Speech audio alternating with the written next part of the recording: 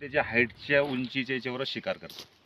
2 ते 3 फुटाची उंचीची शिकार करतो. लहान मुलांना सांभाळायचं. बरं सर, पाणी भरणार जे आता जात आहे शेतकरी समजा समजा रात्रीच्या तुम्ही वेळेस, गाणं लावलं समजा तर कदाचित, त्याला बचाव करण्यासाठी काय काय उपाययोजना हा, करावं तर लागेल? त्याच्या उपाययोजना हेच आहे आपल्याला का बाबा आपण वाफाला हे करतो तर चालता फिरता थोडंसं खकारणं किंवा दांगडू करणं, हा हुकल, म्हणजे जेणेकरून त्या माणसाला हे होऊन जाईल, त्या बिबट्याला आभास होईल का कोणीतरी मनुष्य आहे रे. येतोय, तो आपली जागा बचावून हा चेंज करून टाकतो. तो काहीतरी कोणी माणसाचा भास होतोय बा, किंवा मोबाईलवरती गाणे लावणे.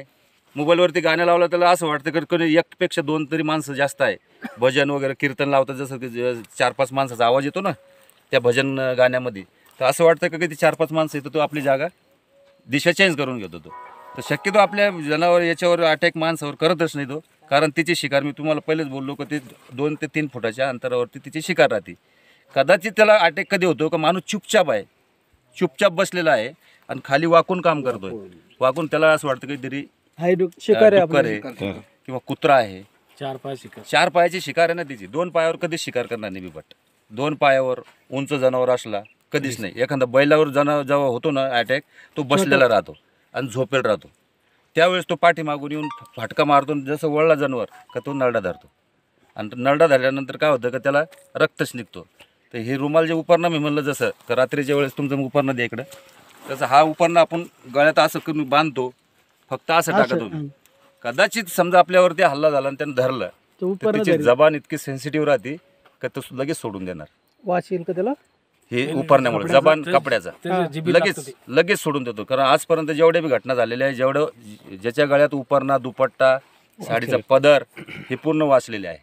ज्याच्या गळ्यात नाही आहे ते समजा हे झालेले आहे, घटना झालेली आहे, अशा दुर्घटना झालेल्या आहे. त्याच्यामुळे हा गळ्यात उपरणं वगैरे रात्रीच्या वेळेस जेवणाचा डबा वगैरे शेतात नेला चालतो का? काही वासना वगैरे काही? जेवणाचा डबा नाही. मग आपल्याला शेतात जायचं समजा, प्राणी मांसाहारी प्राणी ना, मासा आणि प्राणी आहे, त्याच्यात काही संबंध नाही आहे.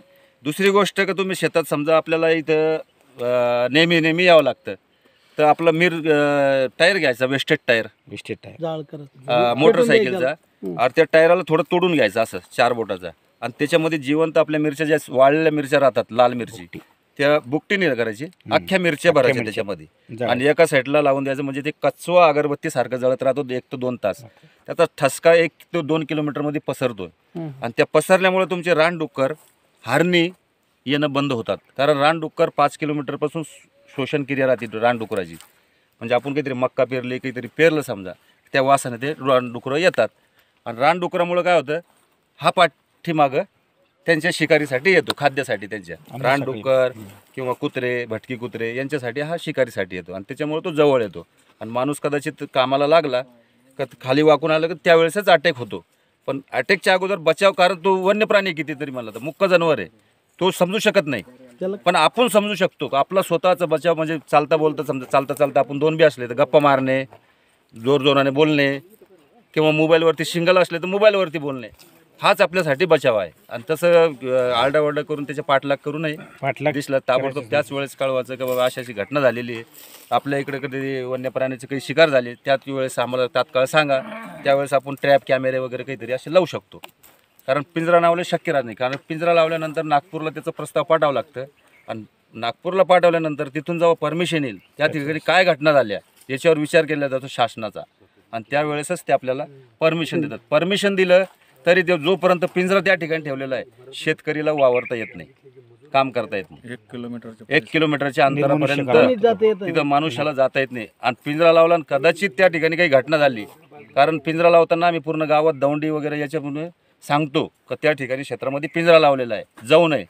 जेणेकरून काही घटना झाली तर शासन जिम्मेदार राहत नाही. त्याच्यासाठी पिंजऱ्याचा आपण हेच नाही विषय करायचा, फक्त आपला बचाव, चालता पुरतं बोलणं करणे, हेच आपलं. त्याच्यामध्ये अधिक काळ एका जागेवर नाही राहू शकत तो, त्याच्यामुळे चिंता करण्याचं की कारण आपलं एवढं क्षेत्र असं ऊसाचं इथं नाही, कारण तो टाकळी भाग, हातनूर भाग ह्या भागाला जिथं